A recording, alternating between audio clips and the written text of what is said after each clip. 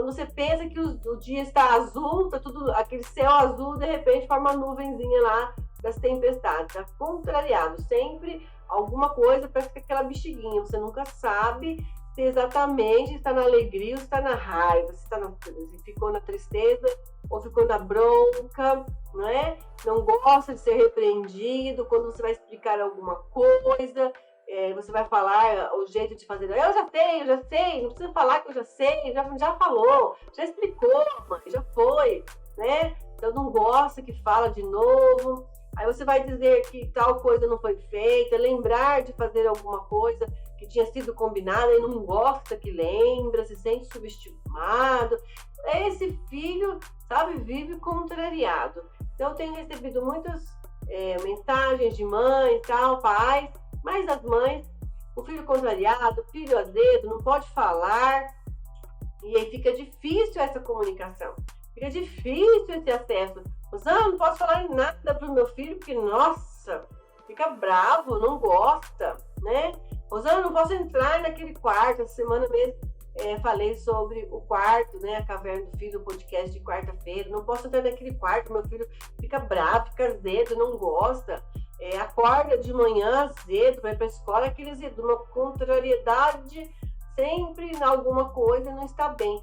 Então, isso é algo que acontece de forma constante, é corriqueiro. Tem adolescente em casa, aí tem aquele jargão. Meu filho é um aborrecente, ou seja, ele aborrece, ele está sempre aborrecido, ele aborrece, está sempre aborrecido. Essa palavrinha aborrecente, na verdade, adolescente não é aborrecente.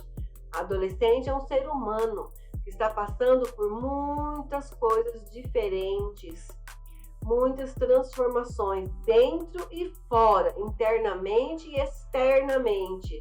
Internamente na parte da mentalidade, o emocional, e externamente, né, vem a parte aí social, escolar, familiar, essa questão dos relacionamentos, sabe, em questão se tem irmãos, relacionamentos com os irmãos, esses aprendizados dentro e fora, aprendizados aqui dentro, parte cognitiva, que vai aprendendo algumas coisas, mas precisa pôr aqui para fora as respostas, os aprendizados.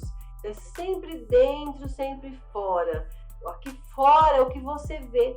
Eu costumo dizer que se a gente pudesse ver pessoas que estão mal, que estão sofrendo, que estão com dificuldades em lidar com suas próprias angústias, com suas próprias evoluções, isso estaria, por exemplo, sangrando, machuca.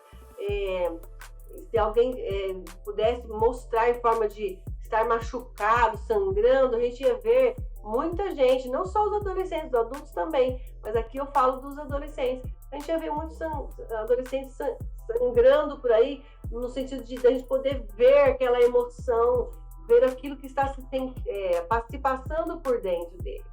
E o sistema neuronal, você precisa saber disso, o sistema neuronal, o sistema límbico, existe uma glândula dentro do cérebro do adolescente, ela se chama amígdala, ela não é nada amiga do adolescente, porque ela está em evolução e ela é responsável pelas reações comportamentais, reações de raiva, reações de contrariedade, e ela jorra raiva, agressividade nas palavras, nesse coração que parece que ficou duro de repente.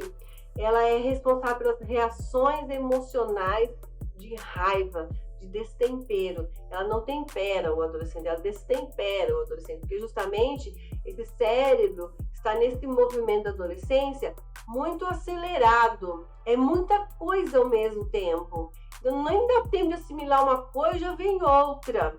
E às vezes a mãe ou o pai pode cometer alguns, vamos chamar assim, deslizes, sem saber mesmo, sem perceber.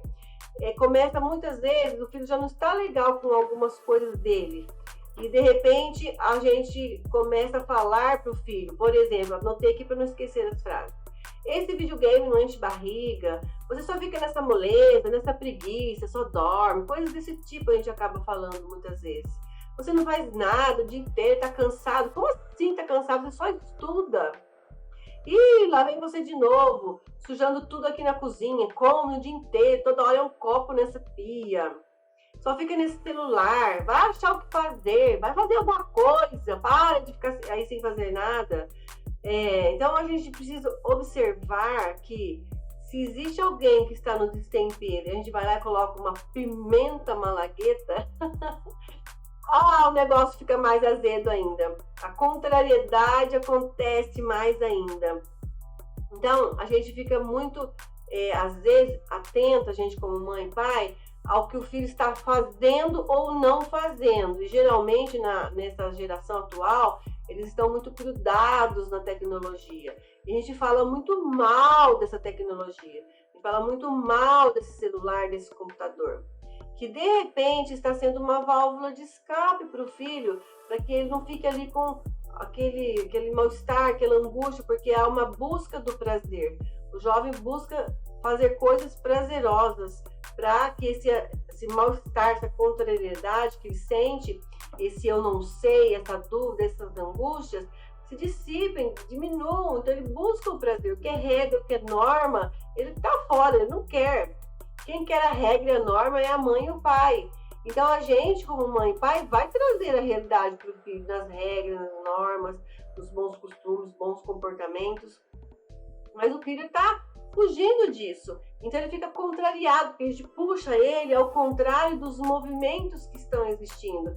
Porque você está buscando mais o prazer. A gente vem com esse tipo de frase, por exemplo, é como se a gente estivesse colocando o dedo na ferida. E ele realmente está mole, ele realmente está na moleza, ele realmente está sem energia, ele realmente só come, porque está na fase do crescimento, os meninos principalmente, na fase de 14, 15, 16, 17 anos. Então, eu falo para os meninos, quando eu estou junto com eles, nós está na época do urso, né? Só hiberna, né? O urso hiberna, comeu um monte lá e agora quer hibernar, só quer dormir. Onde encosta, dorme. De manhã para acordar é um sufoco. Então, porque tem uma energia de transformações acontecendo. E ele está em crescimento físico, em crescimento interno, os órgãos, tudo está sendo aumentado. E isso traz mesmo uma leseira, uma mal-estar, aquela canseira, aquela vontade de não fazer nada, uma falta de ânimo. E ele busca aquilo que é interessante aos olhos jovens, os interesses jovens. E esse contrariado acaba sendo algo azedo mesmo, um azedume. Eu falo que é o azedume do jovem, justamente porque ele fica azedo com as coisas que ele não consegue, que ele não entende, fica um monte de caraminholas na cabeça dele, muitos tipos de pensamentos, ele fica matutando ideias, coisas que ele escutou da mãe, do pai, do irmão, do amigo, do professor, coisas que ele fica duvidoso. Esse corpo está crescendo, a cabeça dele, a mente, o pensamento está sendo modificado, ele ainda não sabe ser adulto e alguém cobra que ele seja adulto, ou ele também não é mais uma criança e às vezes é subestimado nas suas capacidades, no seu potencial. Ele mesmo também se auto-sabota no sentido de se subestimar, porque ele vê que algumas coisas ele não dá conta. Eu quero ser homem, eu quero ser uma moça já, como se fosse pronta. Não está pronto. Então essa contrariedade, esse azedo, esse mal-estar, ele existe, então, de uma maneira que às vezes não tem controle. E é necessário a gente entender que esses destemperos a gente não pode ir lá e colocar uma pimentinha malagueta para ficar mais difícil ainda, a situação vai ficando pior. Então a gente precisa identificar isso e mostrar para o filho o que ele está falando, o jeito que ele está falando, o que ele fez, o jeito que ele fez. Mostrar a ele dizendo: filho, percebo que, olha, hoje para acordar foi difícil, hein? Você já nem bom dia falou, já saiu com as tamancas lá brigando, encrencando com a gente. Nossa, olha, ou então, por exemplo, hoje à tarde a gente foi falar com você. Nossa, o que eu fiz de errado? Qual foi a frase que eu falei para você que deixou você tão bravo assim comigo? Eu não entendi o que eu falei de errado com você. Fala para mim, filho, o que você não gostou? A gente às vezes precisa perguntar isso pro filho, porque essa contrariedade, ela faz parte desse mal-estar do desenvolvimento.